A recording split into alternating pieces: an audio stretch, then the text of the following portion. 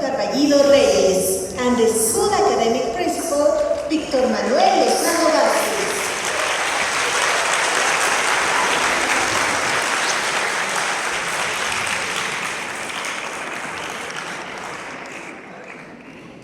Hi, good morning to everyone. It's a pleasure to be here with you guys.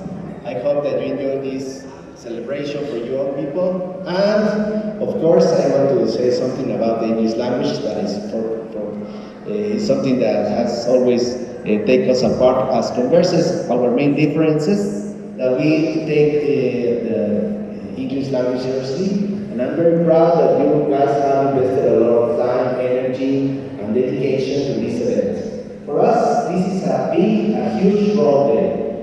You know, our always assisted that Greeks and Asian towns or people, the Romans, the Greeks, have discovered that you are hand by hand with some kind of knowledge. You can do practice. You can be a master if you don't dedicate and do. That's why in Conversa we have a special system. It's a system that makes a lot of progress, and this kind of progress is one of the best ones that we have.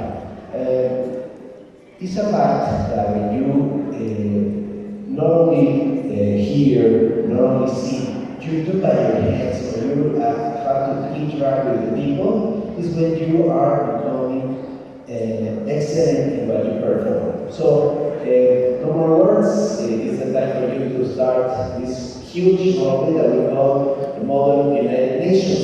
It's something that we want to make alive.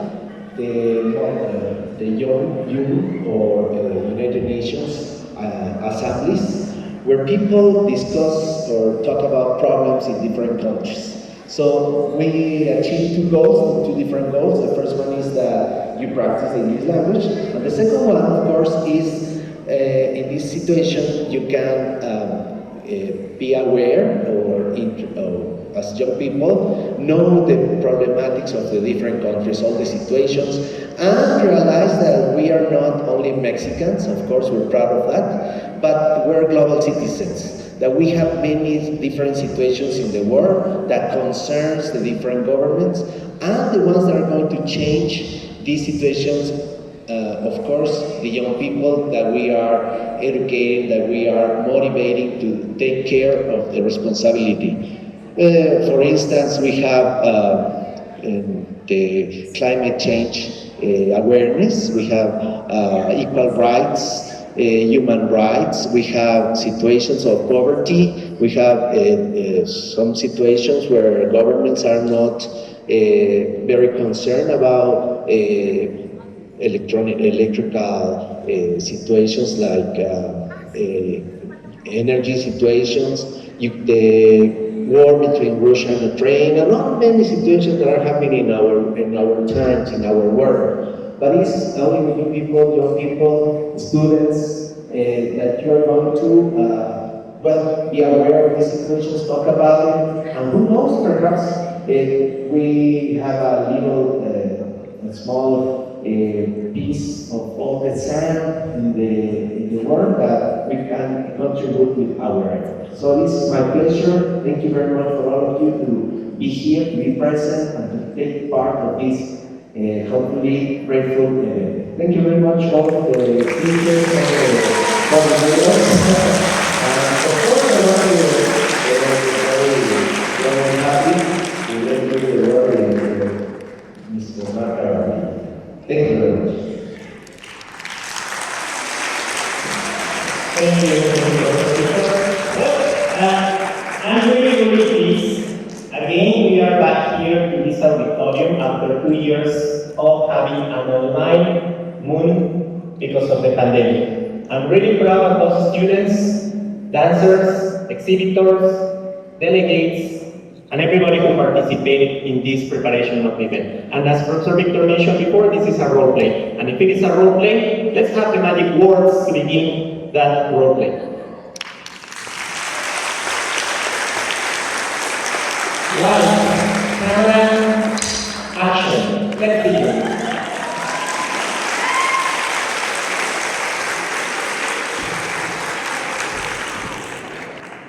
Good morning, ladies and gentlemen.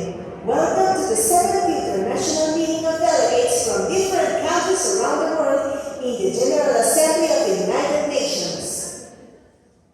Buenos días, damas y caballeros. Bienvenidos a la 7ª Reunión Internacional de Delegados de diferentes países alrededor del mundo en la Asamblea General de las Naciones Unidas. The delegates will discuss topics about global economy after the pandemic and during the war between Ukraine and Russia. Los delegados discutirán temas sobre la situación de la economía mundial generados por la pandemia COVID-19 y la guerra entre Ucrania y Rusia. Let's give it up for our delegations and welcome the countries of Brazil,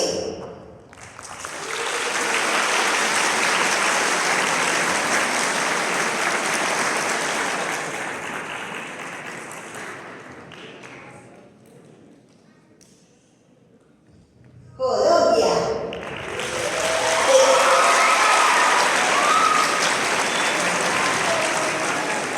United States,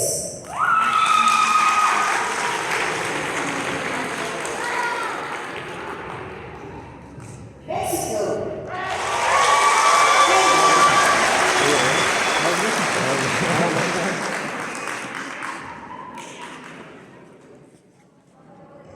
South Africa, Egypt, Nigeria, South Korea, Thailand, India,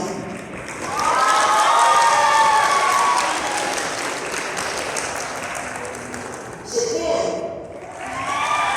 China, the United Kingdom,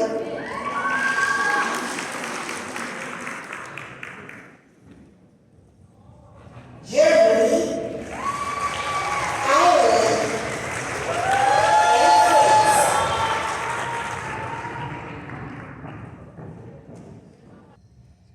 We invite the delegates to take their seats. To inaugurate the cultural activities in the 7th model of the United Nations, we will receive the singers Melissa Moreno and Olinca Hidalgo with the songs feeling good, and what's up? Let's give it up for them.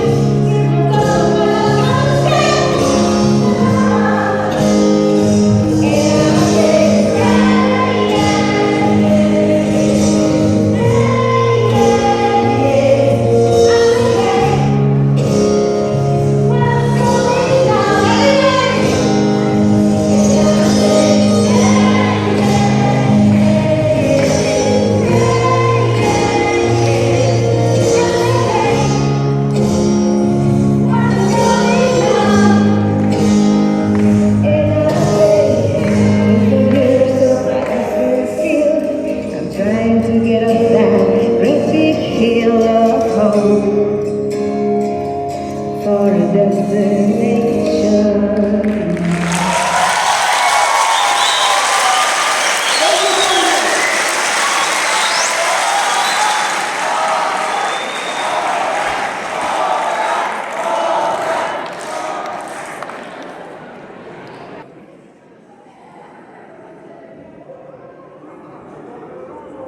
Every child has the right to grow up in a safe and inclusive environment. The United Nations International Children's Emergency Fund, UNICEF, helps to promote these rights. They say children should be seen and not heard. They say they'll understand when you're older. You're just a kid.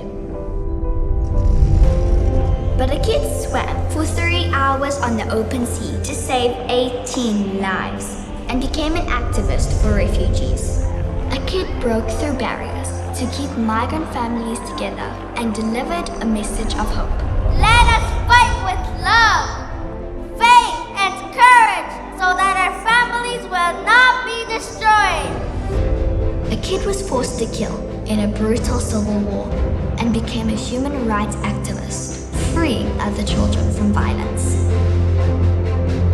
A kid fought for girls' right to education, was shot in the head in retaliation, and won the Nobel Prize. This award is not just for me.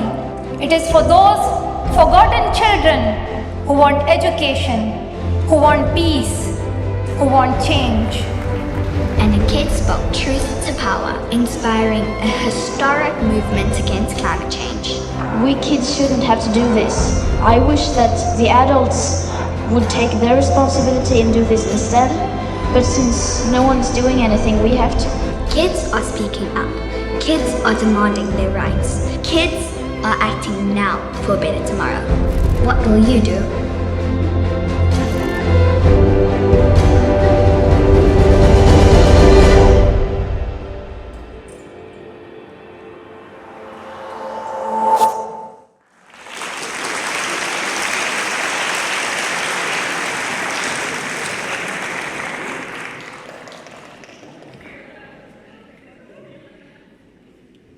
Children are our future, and they demand to be heard.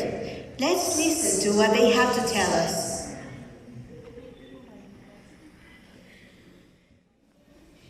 Listen to Sarai and Nicole.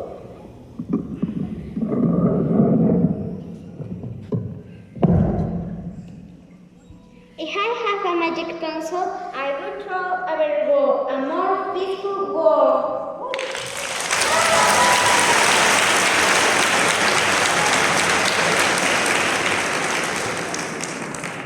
Listen to Kytzia Dahara.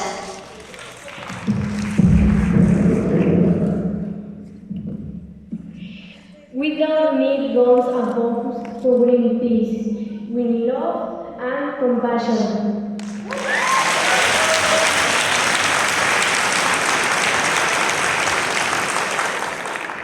Listen to Santiago, Sebastián. One children, one teacher, one book, and one pen can change the world.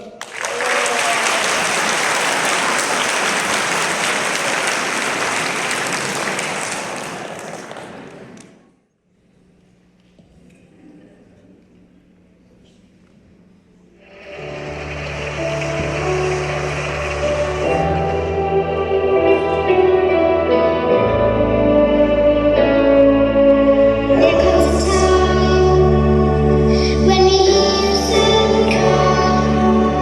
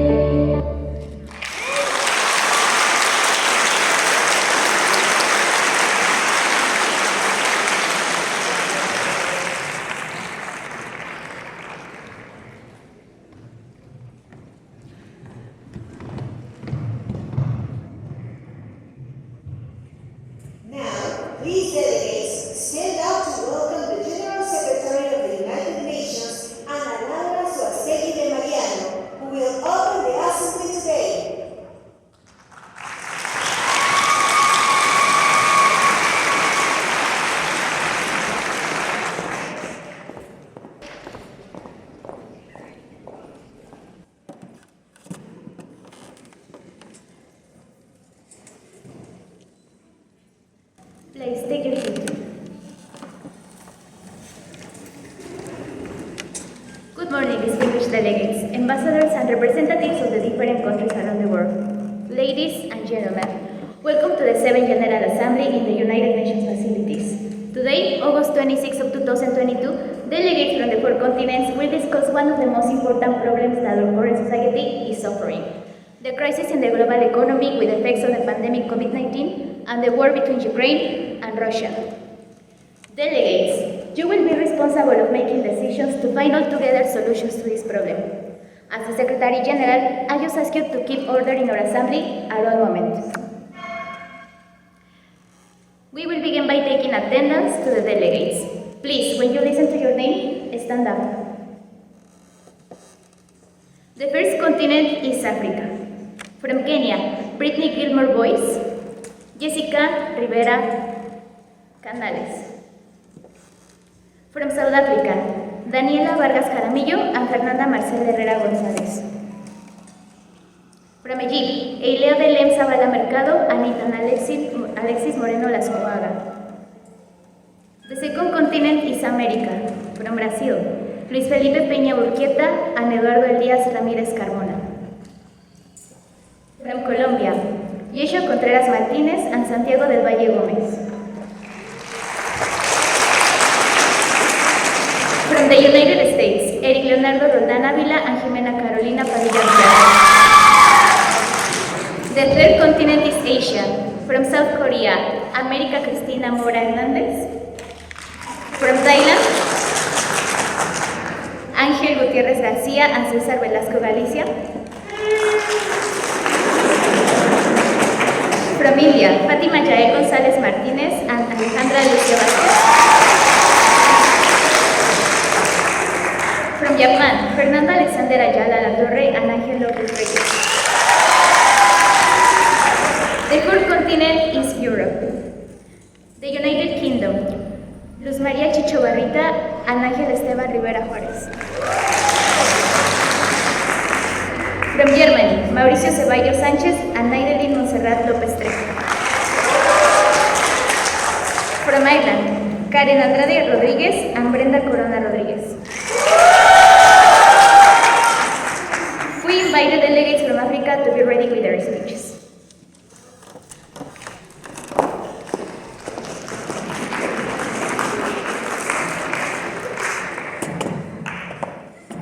Let's see the delegates from Kenya to offer a general view about the problem in the Africa's continent.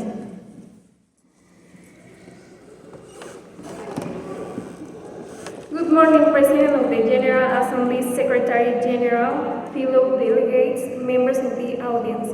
My name is Brittany Gilmore Boyce and I am the Director of the Public Health Council in Kenya, my beloved country, to which I represent, and I am speaking now on behalf of its people.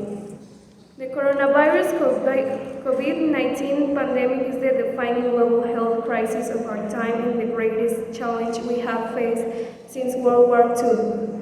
Since its emergence in Asia, the virus has spread to every continent except Antarctica.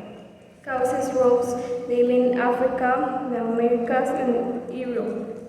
Countries were racing to slow the spread of the disease by testing and treating patients, carrying out contact tracing, limiting travel, quarantine silences, and canceling large gatherings such as sporting events, concerts, and schools.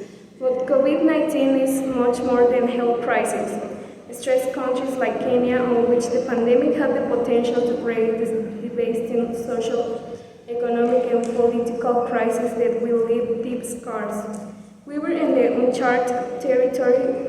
Many communities are now unrecognizable. Dozens of the world's greatest cities modified their dynamics of their daily lifestyle. Everyday people were losing jobs and income, with no way of knowing when normality will return. The International Labour Organization estimates that 25 million jobs were lost. Drawing on our experience with other outbreaks such as Ebola, HIV, SARS, and malaria, as well as our long history of working within the private and public sector, The African nations struggle to contain the crisis, whose effects will continue to feel long after the crisis is over. The economic fallout of the country is likely to severe and long-lasting, consequently undermining the country's prospects of achieving in long-term development aspirations, including the Sustainable Development Goals. Just within a few weeks after the remnants of the crisis produced by the COVID-19, receding global wheat, sunflower, and oil crude prices have soared to unprecedented levels. Why? Another conflict, the Russia-Ukraine war, exploded, and considering Africa as heavily reliant on food imports from both countries. The continent is already experiencing price shocks and disruptions on the supply chain of these commodities. Russia and Ukraine, both often referred to as world breadbasket, are major players in the export of oil and sunflower to Africa. North Africa, Algeria, Egypt, Libya, Morocco, and Tunisia. Nigeria and West Africa, Ethiopia and Sudan in East Africa. In South Africa account for 80% of oil imports.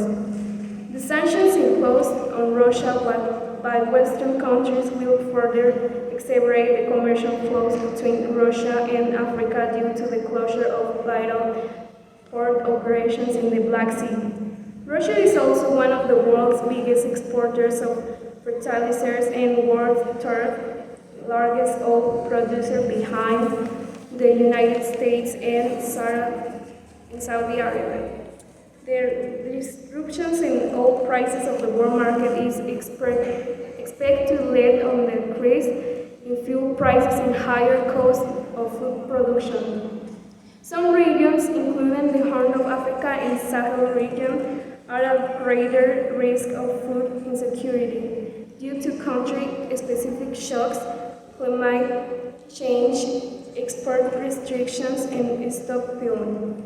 At the closure of the COVID-19 episode, expectations were considerably worrying within this new scenario, bringing more instability and fear to an already affected worldwide economy in which Africa constantly struggles to have a major role in. This will be the end of my presentation. I surely hope the general panorama depicted here can introduce the difficult reality that these events end representing for our nations in our beloved Africa, in our countries, and for all our people.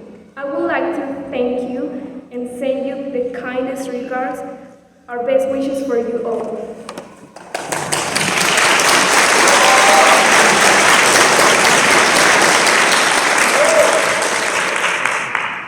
Now let's pay attention to the delegates from South Africa who will express an opinion and give some proposals about this issue.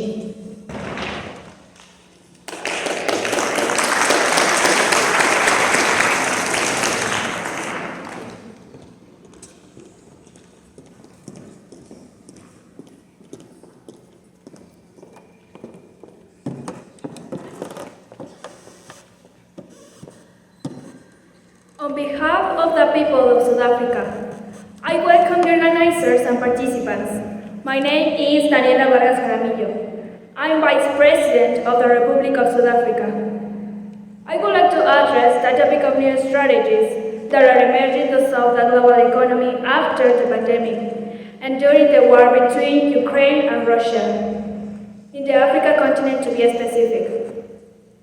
The swift and massive shock of the coronavirus pandemic and war between Ukraine and Russia and shutdown measures to contain it have plunged the global economy into a severe contraction.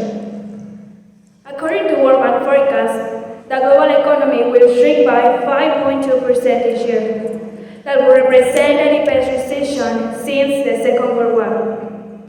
With the largest fraction of economy experiences declines in per capita output 1817. The World Bank says in its June 2020 global economic prospects. The blow is hard and hardest in countries where the pandemic has been the most severe and where there is heavy reliance on global trade, tourism, commodity exports, exports and external financing. While the magnitude of disruption will vary from region to region, have vulnerabilities that are magnified by external shocks. Moreover, interruption in schooling and primary healthcare access are likely to have lasting impacts on human capital development. As the coronavirus pandemic and war continues, governments and emergency services are focusing on immediate needs.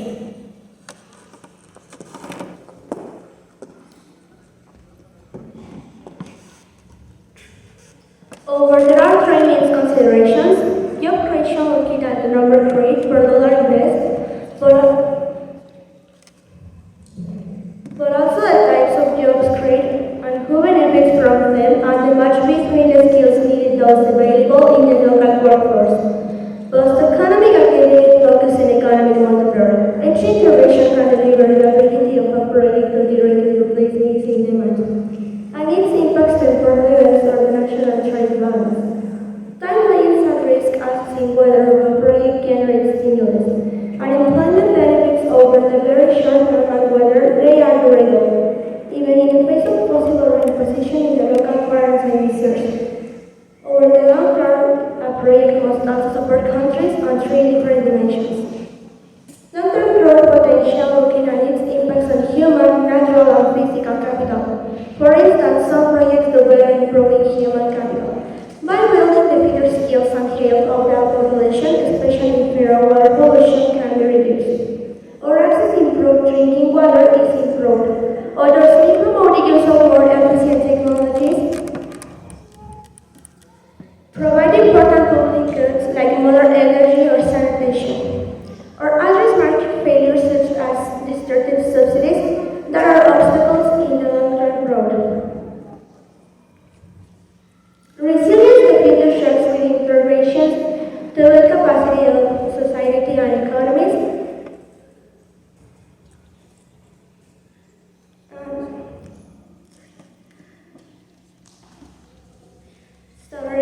This brings for us to the end. Thank you for your attention.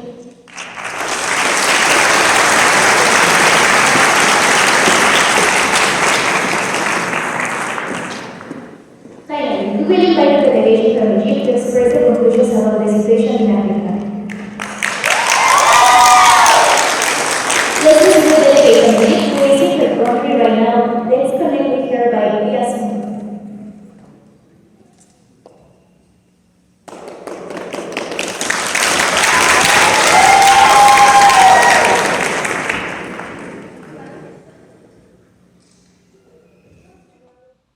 Thank you, Mr. and Madam, for giving the floor.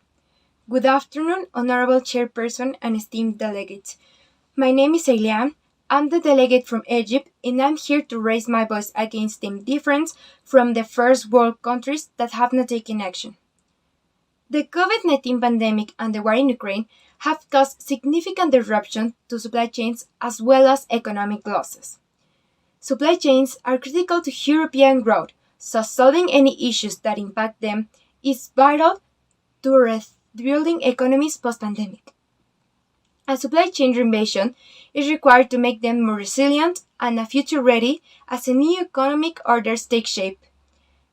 This Ukraine-Russia crisis will have a significant impact as we are looking at more disruptions for longer.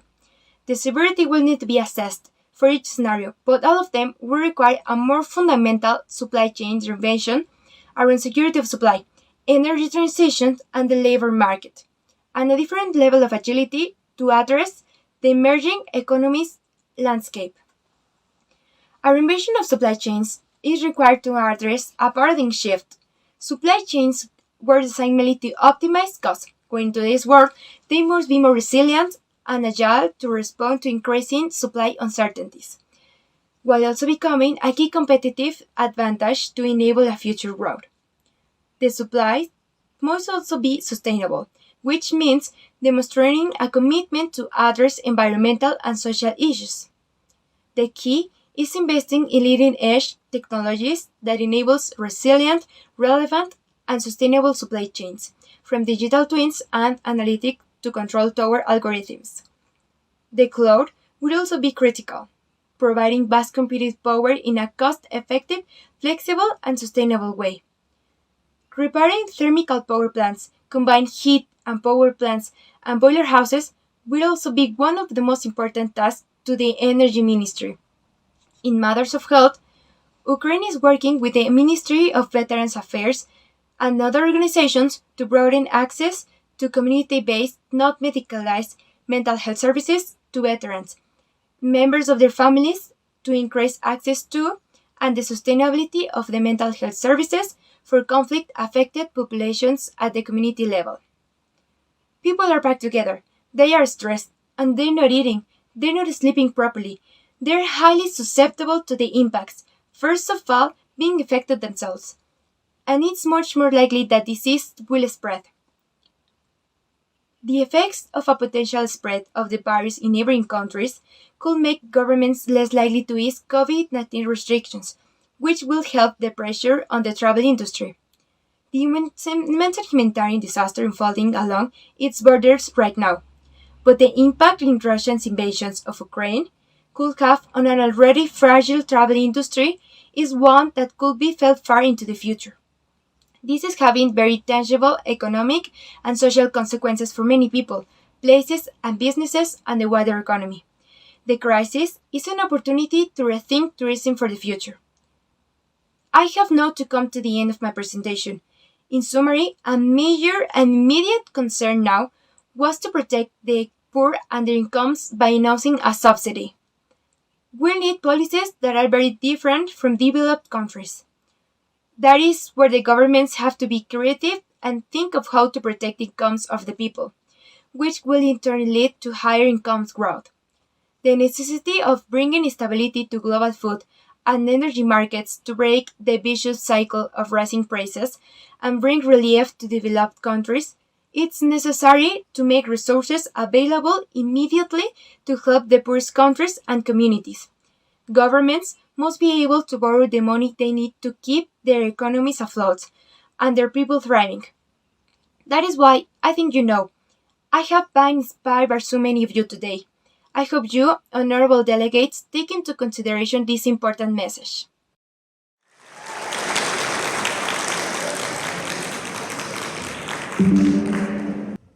Chakacha is a traditional music and dance style of the Swahili people of coastal Kenya and Tanzania, originally associated with weddings and performed and watched by women. The women dress in very light clothing and have a belt around the waist for ease of movement. The movements in the Chakacha are energetic, with stepping of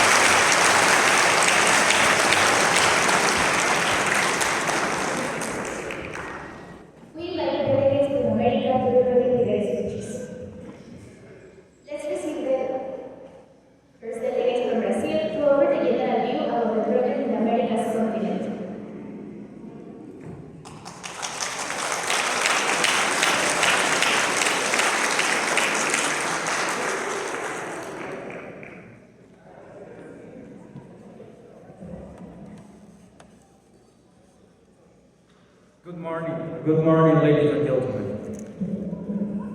Good morning, ladies and gentlemen. Please be welcome. My name is Luis Felipe Peña Quieta. I'm the Brazil's delegate. Today, I will talk about global economy in America after the pandemic and how the war between Ukraine and Russia are affecting the continent.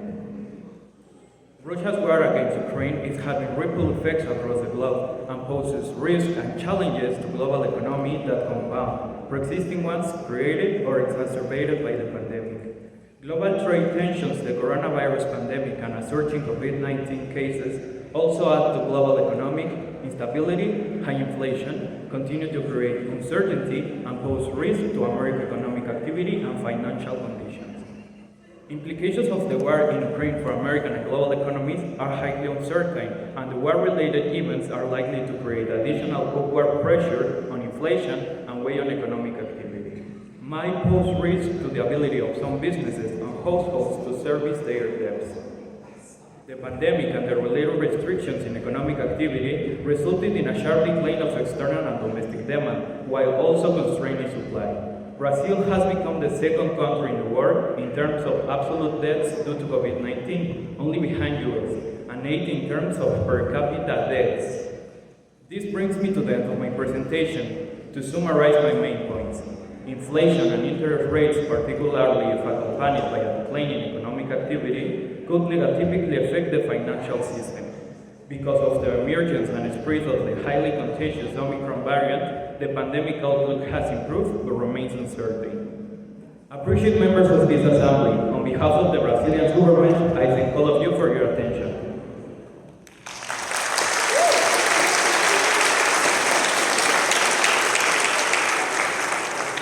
Now let's pay attention to the delegates in Colombia who will express an opinion and give some proposals about this issue.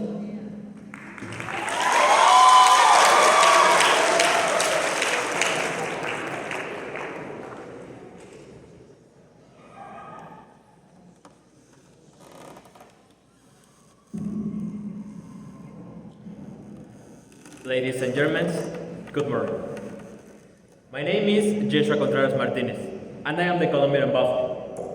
This is the proposal the government of my country would like you to consider. Proposal number 1, make agreement with neighboring countries, establish real objectives. Proposal number 2, create a recovery package that keeps us in a stable position. Proposal number 3, maintain this path between the objectives of growth, poverty reduction, and sustainability. Proposal number 4, ensure public investment will be protecting time of economy downtown. Proposal number 5, make investment towards renewable energies, sustainable electromobility in cities, the inclusive digital revolution, the health manufacturing industry, the bioeconomy, the care economy, the circular economy, and sustainable tourism. Proposal number 6, a less orthodox monetary policy that follows not only financing with the country resource.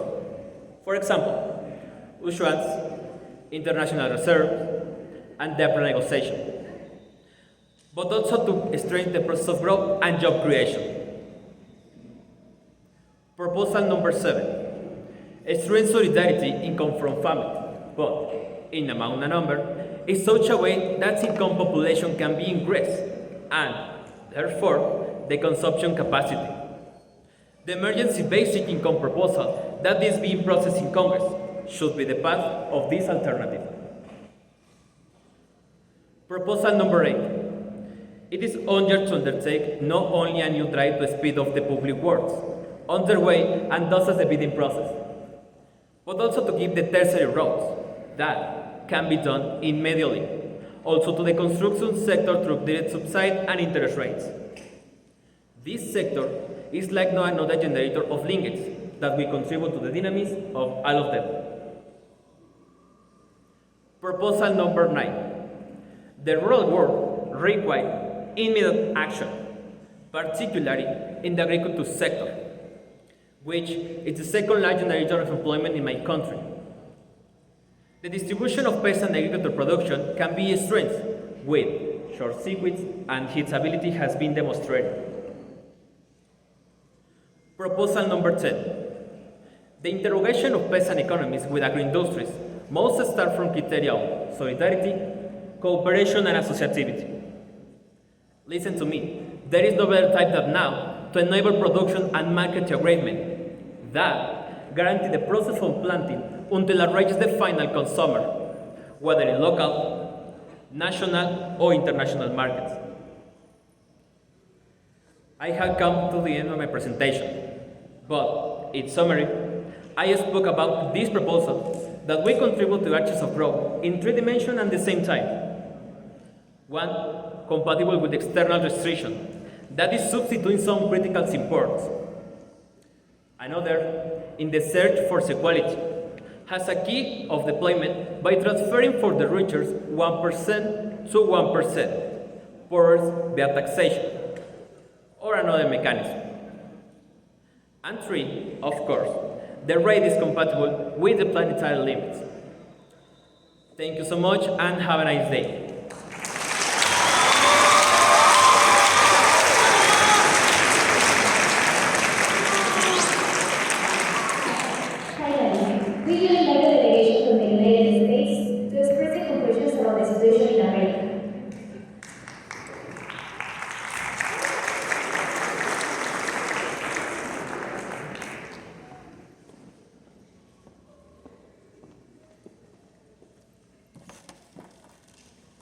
Good morning, Honorable Chair and distinguished delegates. The delegation of United States of America is extremely privileged to attend this conference. My name is Eric Leonardo Roldán Ávila. 50 years ago, United States President John F. Kennedy said, "Ask not what your country can do for you, but what you can do for your country." Today, ask not what the world can do for you, but what you can do for the world. For this reason, I will present the next conclusions. Russia's invasion of Ukraine and the sweeping of the sanctions the US and Europe have imposed on Russia in response have triggered economic disruptions at 4 levels: direct, blowback, spillover, and systematic. Even if the war ended tomorrow, it will take years for these economies to recover, and the longer the war continues, the greater the damage and the larger the potential for vicious interactions and adverse cycles, and the deeper the consequences. To contain their longer-term consequences, we must start working on recovery plans now. Countries will have to make up the difference from the national budgets. They need to respect that tight schedule of payments and results under the Bloc's Recovery Fund contract. The governments have to cut taxes and regulate the prices on foods, fuel, and public utilities for the duration of the conflict. Transparency will be key to building trust with funders, with appropriate metrics to send out the message that the nations are going to intended purpose. To summarize my main points, we need quick and decisive action to ensure a steady flow of food and energy in open markets, by lifting export restrictions, allocating surpluses and reserves to those who need them, and addressing food price increases to calm market volatility. I appreciate your attention.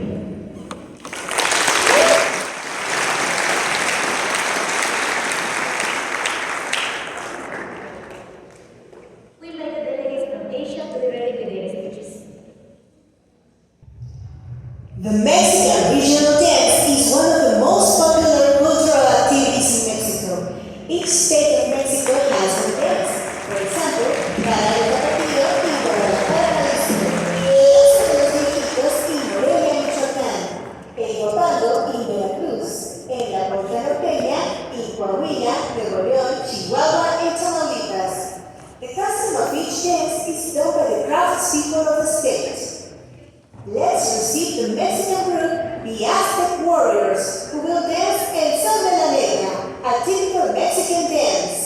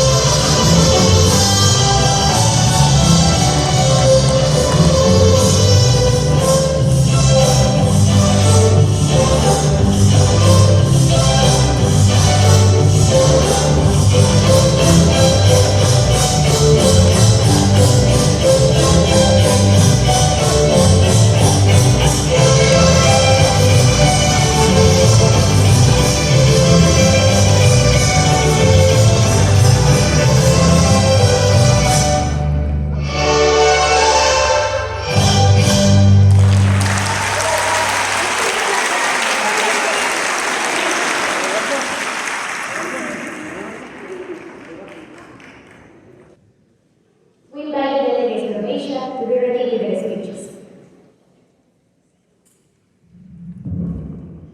Let's receive South Korea and Thailand delegates to offer a general view of the problem in Asia's continent.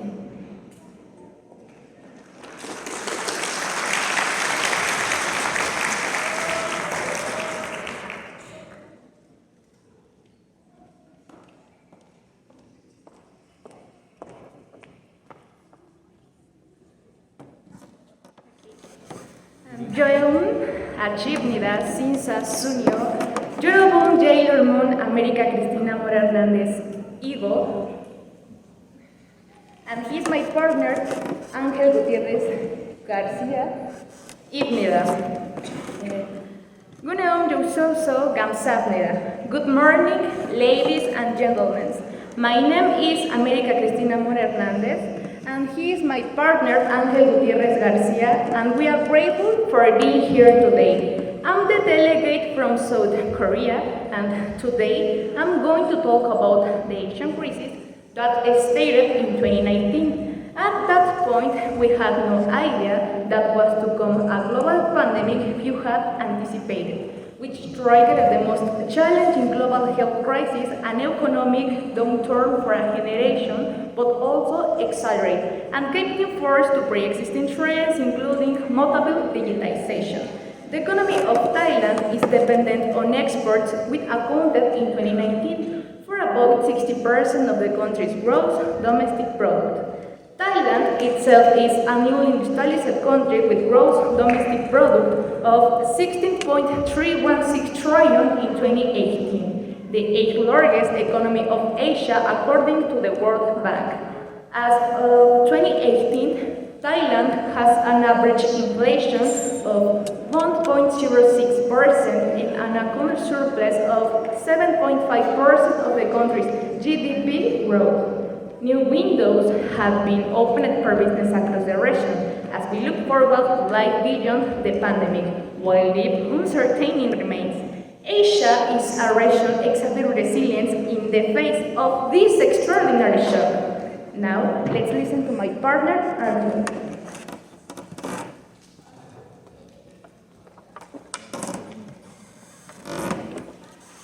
Good morning, ladies and gentlemen. My name is Angel Gutierrez Garcia, and I am grateful for being here today. I'm the delegate from Thailand, and I'm going to continue with the Asian crisis. Gross domestic product growth has proved relatively stable throughout the pandemic, but the economic growth in Asia and the Pacific is poised to slow more than previously more estimated. This year, amid headwinds from the war in Ukraine and a surging pandemic and tightening global financial conditions, gross domestic product growth has proved relatively stable throughout the pandemic. Real gross domestic product will expand by 4.9%, 0.5% points less than we forecast in January, and is lower than last year's. We also estimated that inflation will rise faster in many countries from relatively low levels. It's all from my part, my colleague American Cristina and I, Angel Gutierrez. Now let's listen to our partner from India, who has some proposals about this tension. Thank you and goodbye.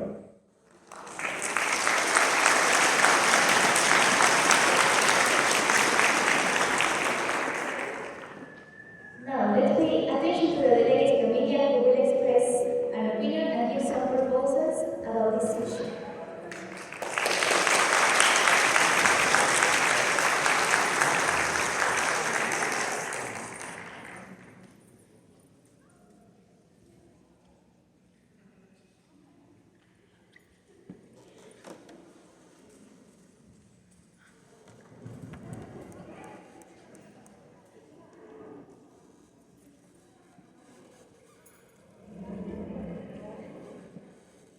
Meine Cajazo Prahat Meranam Hindomain, Fatima González Martínez, hey.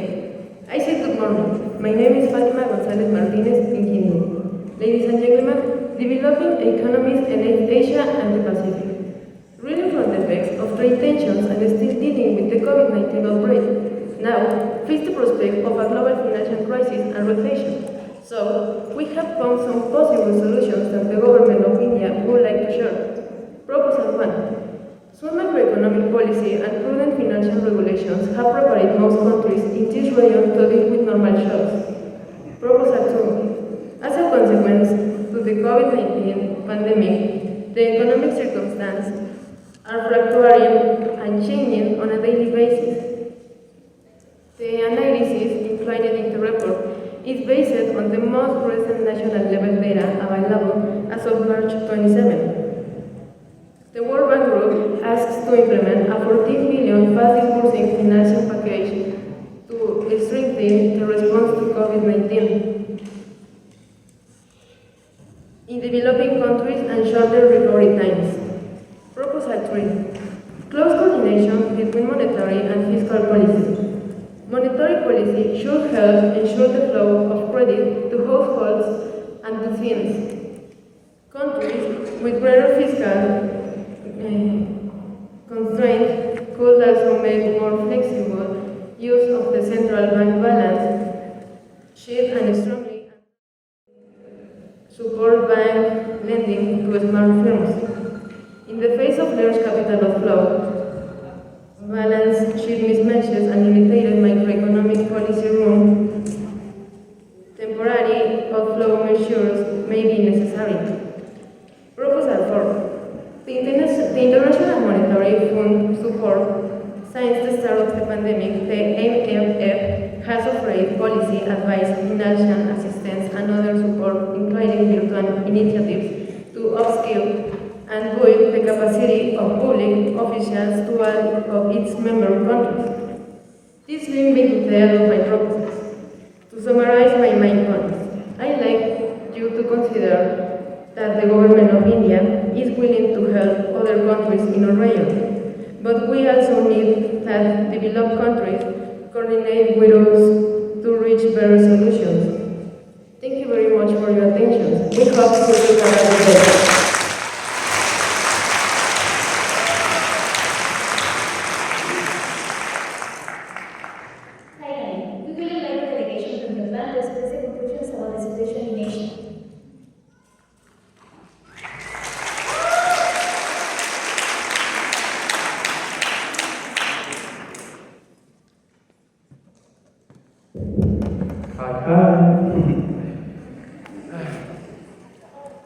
Ladies and gentlemen, with the pleasure expressing reading from the nation the rising sun, my purpose for today's performance was the Concursos de Galles continent. We are Alexander Ayala La Torre and Ángel Erubiel López Reyes. Okay, so Shipai Waseiko no moto. Give way to fools and madman says Japanese philosophy the way the world behaves. Give way to fools and madman says Japanese philosophy the way the world behaves. Today has changed from a systematic environment where the analysis of intra and extra societal structures of a segment event in the dynamics of global society. It affects from the least favored environments to the most exclusive environments. Understand the current situation that Japan has expressed in after a pandemic and debate from invasion from one country to another model denotes the lack of mutual respect that does not exist between nations, the fragility for which we find orderly in human development and territorial growth. Reality reading, a resulting situation arises to need to compete and a little resolution thereof. The five emerging economies led by China, known as BRICS, Brazil, Russia, India, China, and South Africa, are the new platforms to access a welfare state in an agenda for the future and access to financing. On the other hand, we have the group of the G7, the European Union and NATO, the North Atlantic Treaty Organization. The main economies of the world order have established sanctions against Russia, but we know that the largest country in the world cannot be isolated. There is always a way to make a market with a foreign-mentioned country. Japan has taken the corresponding action with society, facilitating distributing vaccination needs to have it that true. Decreasing public spending, however, we have not concluded with a health situation when we had a war complete of invasion and territorial expansion. We are the nation that has always negotiated in the face of various world conflicts. We know that little is changed with victory and much is learned with defeat. With the internationalization of the financial market, we have grown. Asia is so divergent that we will have no way to land a single conclusion, so we will approach the most accurate. Asia is the largest and most populous country in the world. Complex governance structures manifest within the continent. Territorial conflicts are later every day. The twins in the Asian financial markets are among the largest and most complex in the world. Geopolitics helps understand the geography of policy relationship established between human. The internal relationship established a settlement through the variables. Not only does our conflict develop, we inhabit such a large area with too much maritime territory that the current presentation is not enough to mention the other conflicts. The pandemic came to transform new health models, as well as economic and political models. The emergence of an economic bloc like the BRICS is setting a trend, increasing its influence, misaligning already established systems and exposing a totally new counterpart to the Western world. Two actors are emerging in this international context, the US and China. We need to create new concepts of dialogue and pacification as the first instance in the context to be able to negotiate peace, respect, and harmony between nations. We had mentioned some general conclusions that had been explained through these short but accurate statements. I hope you take them into consideration. Thanks for your attention.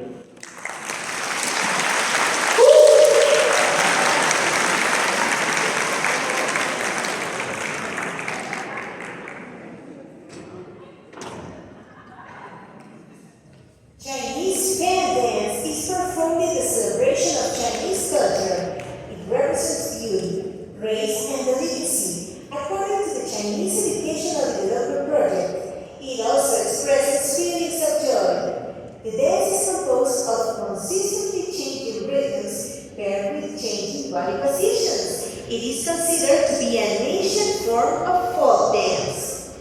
Please let's welcome the dancing group, the White Peonies.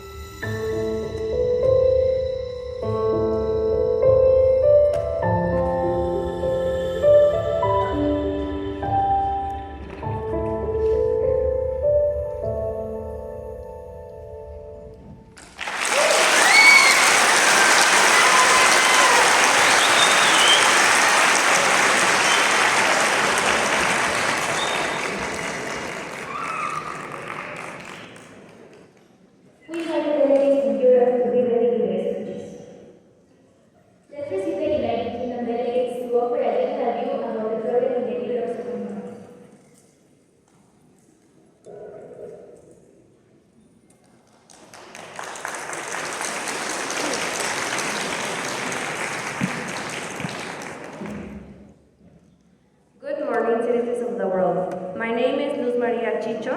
I come from UK. I will talk about an overview of our continent. At the end of February and beginning of March 2020, the information about the epidemic outbreak that emerged in Europe due to the coronavirus left the pages dedicated to international information to occupy big headlines in the media. Days later, we screwed ourselves in our home. We got too used to wearing the mask and keeping our distance from each other. While we suffer for the victims and applaud to the health personnel, the economy crashed and millions of jobs were in jeopardy.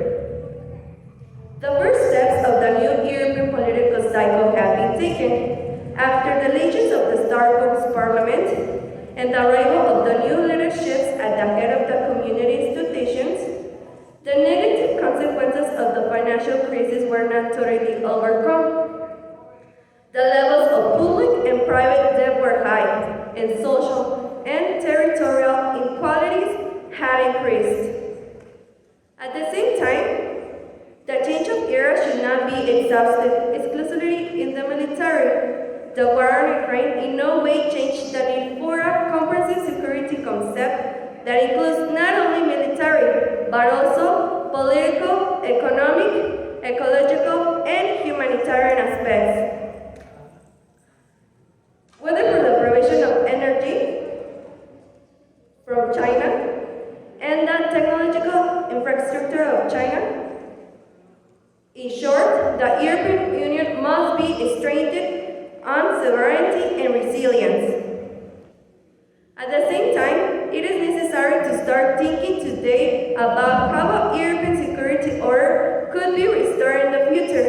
It is obvious that with Putin, it is no longer possible to return to the previous status quo. But sooner or later, European security will have to be negotiated again with the Kremlin.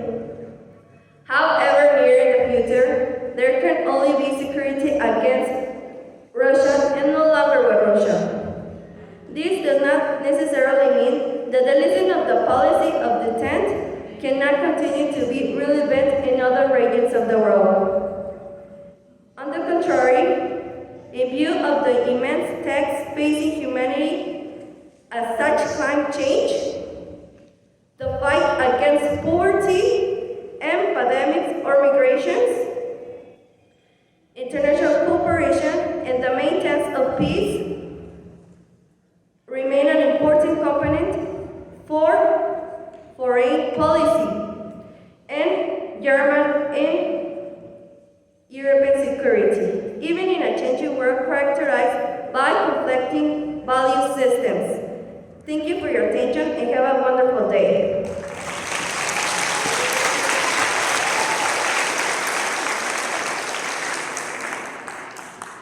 Now let's pay attention to the delegates from Germany who will express an opinion and give some proposals for our resolution.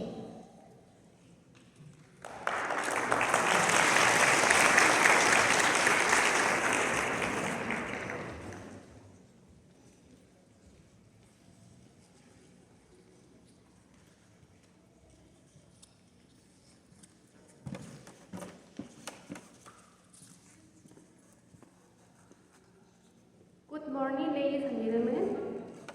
My name is Nicole, the delegate from Germany. The important indicators, the economic development in Germany, the monthly statistics and continuously updated, which show the development from the global financial and economic crisis in 2021 to the most recent reference month. In addition, we examine the effects of coronavirus pandemic by means for select economic branches. Following on the present crisis to the pandemic, Germany recovery and resilience plan respond to the urgent need of foreign strong and making Germany ready for the future. First, proposal. Digital challenges for Germany include learning, investment in digital infrastructure, which will support the economic recovery and making Germany a very high capacity networks.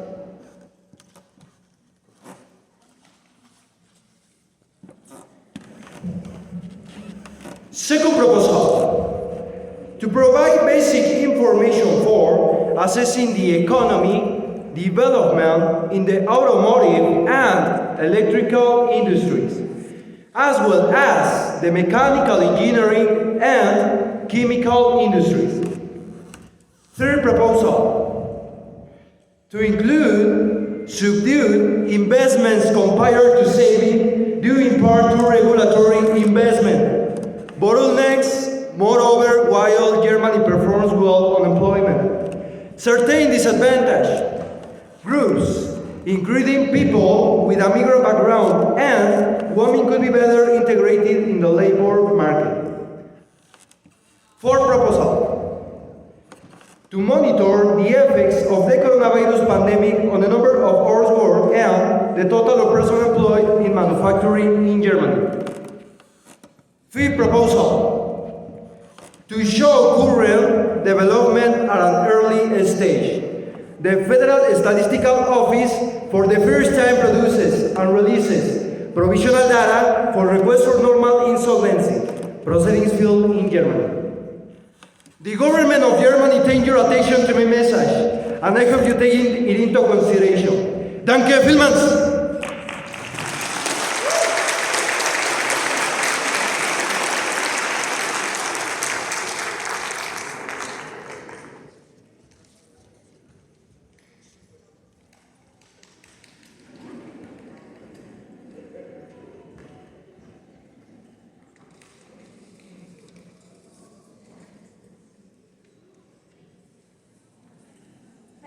We will invite the delegation from Ireland to express their conclusions about the situation in Europe.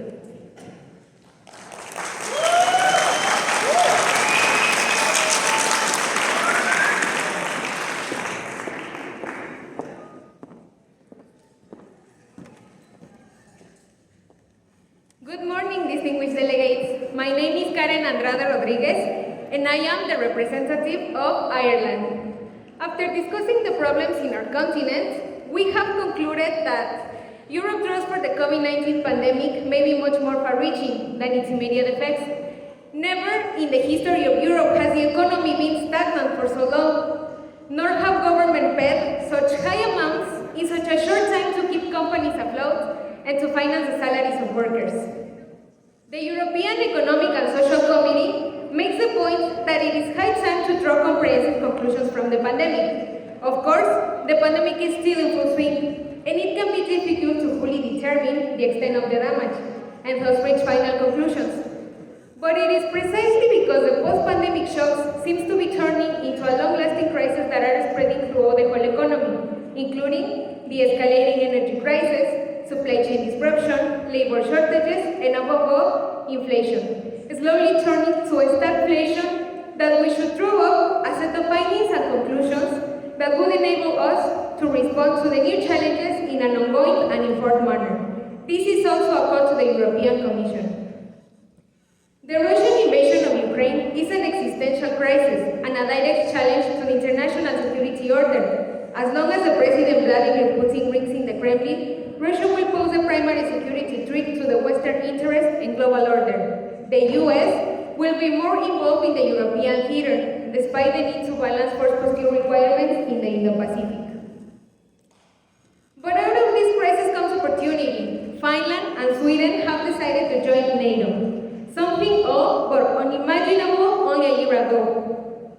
Just as the destruction of World War II opened the way to a new conception of Europe, the shock of the Russian invasion of Ukraine offers the possibility of revitalizing and changing the pattern of confrontation with Russia since the end of the Cold War.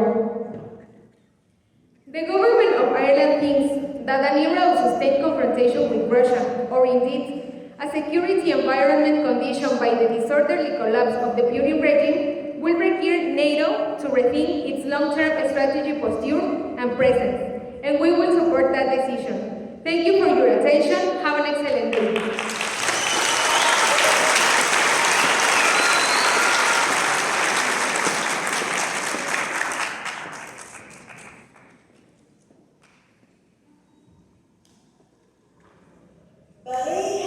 basis of many other classical and contemporary dances. Elegance, perfect technique, and delicacy are the clues when we refer to this dance. Waltz was a memorable dance in modern Paris, a dance which is performed in pairs. A man holds a woman's waist and they both hold each other's hand to waltz at a rhythm of 1, 2, 3. Next, we are honored to receive the Fancy Peacocks, who will dance a typical French song.